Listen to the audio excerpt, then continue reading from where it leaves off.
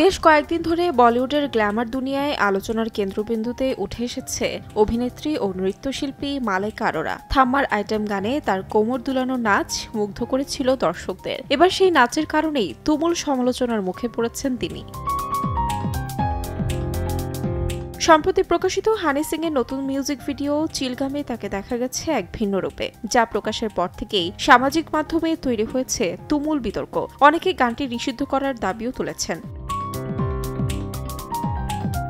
ভিডিওটিতে মালাইকাকে দেখা যায় উচ্ছ্বাস ভরা নাচে, কখনো চুইংগাম চাবাতে, কখনো আবার গানের তালে তাল মেলাতে। গানটিতে ব্যবহৃত নাচের ধরনকে টুয়ার্কিং বলা হয়, যেখানে মূলত শরীর দিয়েই ছন্দ তৈরি করা হয়। কিন্তু দর্শকদের মতে এই নাচের ধরনে মালাইকা তেমন স্বাচ্ছন্দ্য দেখাতে পারেনি, ফলে পারফরম্যান্সটি কিছুটা বেমানান হয়েছে।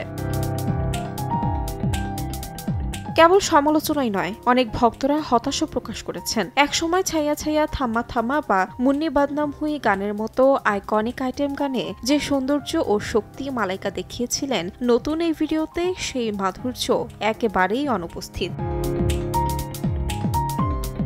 তাহমিনা তন্নি, সময় সংবাদ।